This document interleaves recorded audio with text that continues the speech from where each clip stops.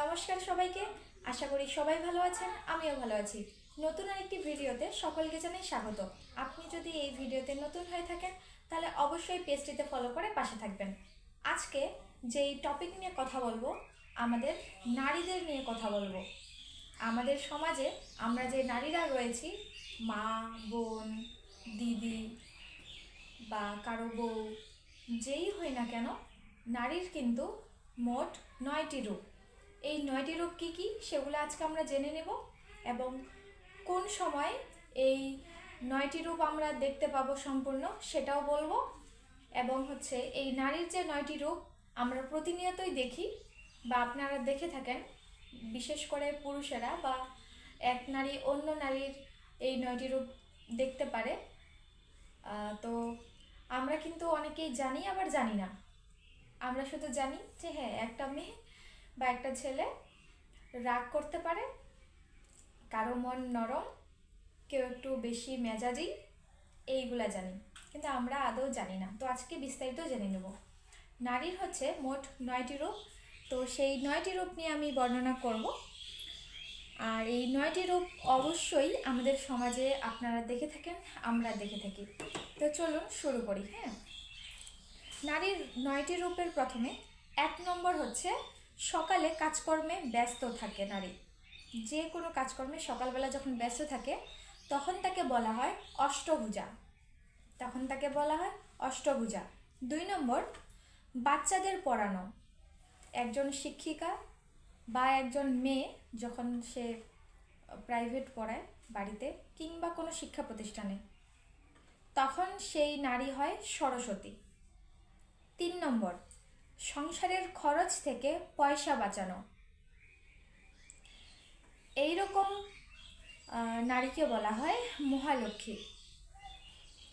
4 নম্বর, বাড়ির সবার জন্য রান্না।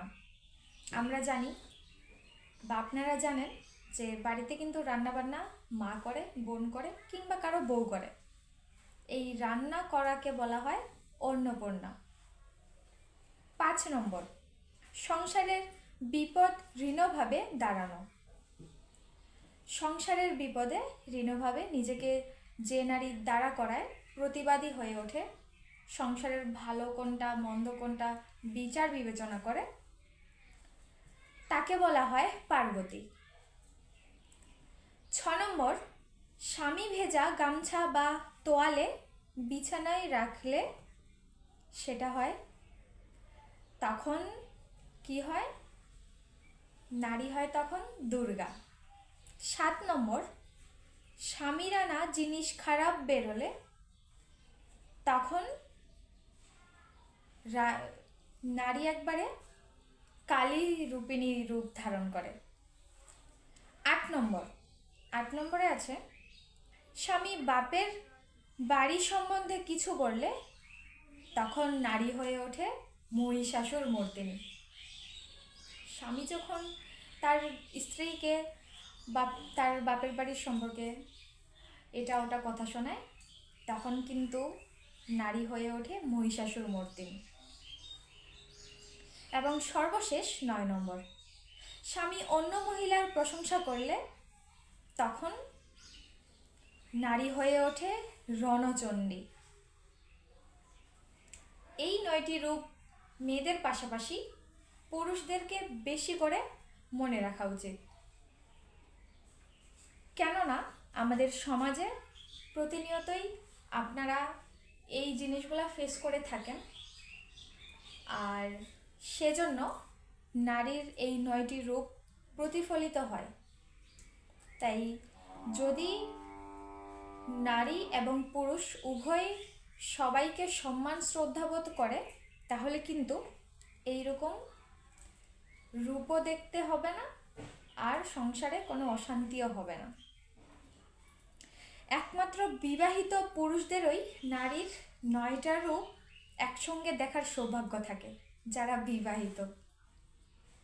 আর যারা অবিবাহিত তারা তো দেখেনি, মা বোন যারা রয়েছেন তাদের মধ্যে। এবং তার জন্য খুব বেশি সাধনার দরকার হয় না।